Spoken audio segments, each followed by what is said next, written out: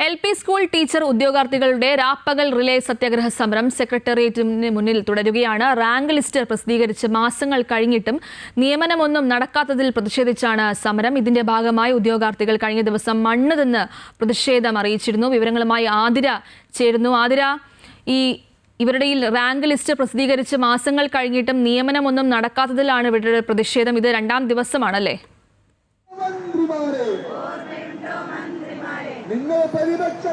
ഗോപിക, തീർച്ചയായിട്ടും ഈ LP school ടീച്ചേഴ്സിന്റെ rank holders, ആ ഉദ്യോഗാർത്ഥികളാണ് ഈ സെക്രട്ടേറിയറ്റിന് മുന്നിൽ ഈ റിലേ നിരാഹാര സമരവുമായിട്ടൊക്കെ തന്നെ രംഗത്തെത്തിയിട്ടുള്ളത്.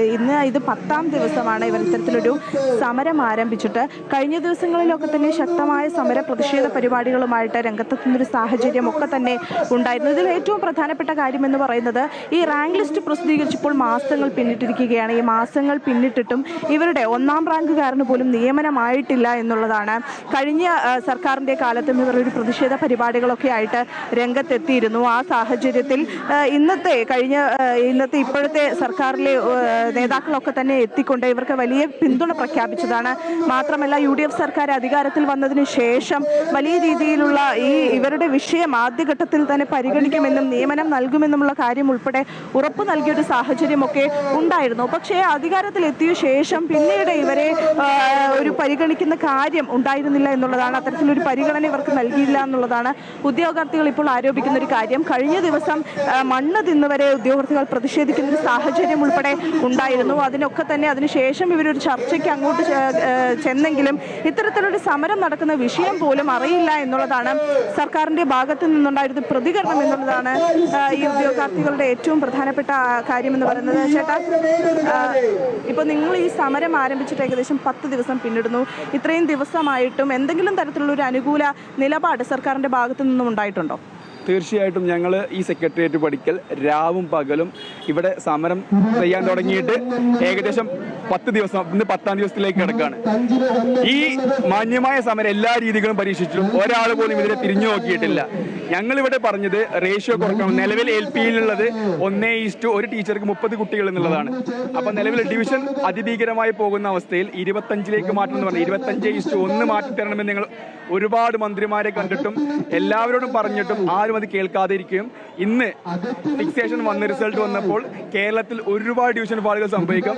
ആ ഡിവിഷൻ ഫാൾ സംഭവിച്ച ടീച്ചർമാരെ ഞങ്ങൾക്ക് കിട്ടേണ്ട ഫ്രഷ് വേക്കൻസികളിലേക്ക് നിയമിക്കുകയും തൽഫലമായി ഞങ്ങൾ ഇപ്പോഴും പുറത്താണ്. ഞങ്ങൾക്ക് 2ാം വർഷത്തിലേക്കാണ് ഞങ്ങൾ ലിസ്റ്റ് കിടക്കുന്നത്. ഇപ്പോഴും ഞങ്ങൾ 5 ജില്ലകൾ ഒരാൾക്ക് പോലും ജോലിയില്ല. മുമ്പ് ഈ സർക്കാർ പ്രതിപക്ഷത്തായിരുന്നപ്പോൾ ഞങ്ങൾ ഇവിടെ സമരം ചെയ്തിരുന്നു. അന്ന് ഇപ്പോൾ പ്രതിപക്ഷത്തിലുള്ള പാർട്ടിയായിരുന്നു അധികാരത്തിലുണ്ടായിരുന്നത്. അപ്പോൾ ഞങ്ങൾ സമരം ചെയ്തപ്പോൾ ഇപ്പോൾ അധികാരത്തിലുള്ള സർക്കാരിന്റെ ഭാഗമായ മുതിർന്ന നേതാക്കൾ വന്ന് ഞങ്ങൾക്ക് ഉറപ്പ് തന്നിരുന്നു. സമരത്തിൽ പങ്കെടുത്ത് പ്രസംഗിച്ച് ഉറപ്പ് തന്നതായിരുന്നു അവർ അധികാരത്തിലെത്തിക്കഴിഞ്ഞാൽ ആദ്യത്തെ പരിഗണന ഞങ്ങളുടെ ജോലിക്കാവുമെന്നുള്ളത്. പക്ഷേ ഇപ്പോൾ അധികാരത്തിലെത്തിക്കഴിഞ്ഞപ്പോൾ അവർ സൗകര്യപൂർവ്വം മറന്നു കളഞ്ഞു. അവരെല്ലാം മറന്നു കളഞ്ഞ് 7 അധ്യാപകരെ മാത്രം, കാരണം പൈസ കൊടുക്കുന്നവർക്ക് മാത്രം അധ്യാപക ജോലി എന്ന നിലയിലേക്ക് മാറിക്കഴിഞ്ഞു. ഞങ്ങളുടെ കയ്യിൽ ഞങ്ങൾ പാവപ്പെട്ട അധ്യാപകരാണ്. ഞങ്ങളുടെ കയ്യിൽ 50-60 ലക്ഷം കോഴ കൊടുത്ത് മാനേജ്മെന്റുകളെ സ്വാധീനിച്ച് കയറാൻ ഞങ്ങളുടെ കയ്യിലില്ല. ഇപ്പോൾ മാനേജ്മെന്റ് സ്കൂളിൽ കയറിയ 10,000 അധ്യാപകരെ 100 ദിന കർമ്മ പരിപാടിയിൽ ഉൾപ്പെടുത്തിക്കൊണ്ട് സുപ്രീം കോടതിയുടെ ഭിന്നശേഷി നിയമത്തെ മറികടന്നുകൊണ്ട് ഉത്തരവ് നൽകാനുള്ള ശ്രമത്തിലാണ് സർക്കാർ.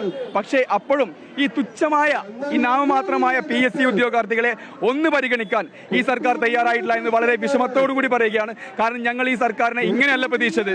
ഏറ്റവും പാവപ്പെട്ടവനെ പോലും ചേർത്ത് പിടിക്കുന്ന മികച്ച സർക്കാരായിരിക്കും എന്ന് കരുതിയാണ് ഈ സർക്കാരിന് ഞങ്ങളും ഞങ്ങളുടെ കുടുംബക്കാരും നാട്ടുകാരും വീട്ടുകാരും പറഞ്ഞ് ഞങ്ങൾ വിജയിപ്പിച്ചത്. പക്ഷേ ഇപ്പോൾ ഏറ്റവും നിരാശാജനകമായിട്ടുള്ള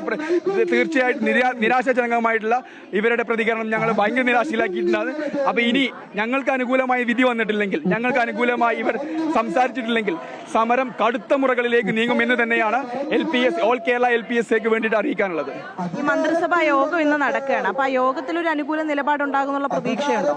ഞങ്ങൾ ഇന്നലെ മന്ത്രിയെ കാണുകയും മന്ത്രിസഭാ യോഗത്തിൽ ഞങ്ങൾക്ക് അനുഭാവപൂർവമായ നടപടി വേണം എന്ന് അഭ്യർത്ഥിക്കുകയും ചെയ്തിട്ടുണ്ടായിരുന്നു. പക്ഷേ ഞങ്ങൾക്ക് തൃപ്തികരമായ മറുപടിയല്ല കിട്ടിയിട്ടുള്ളത്.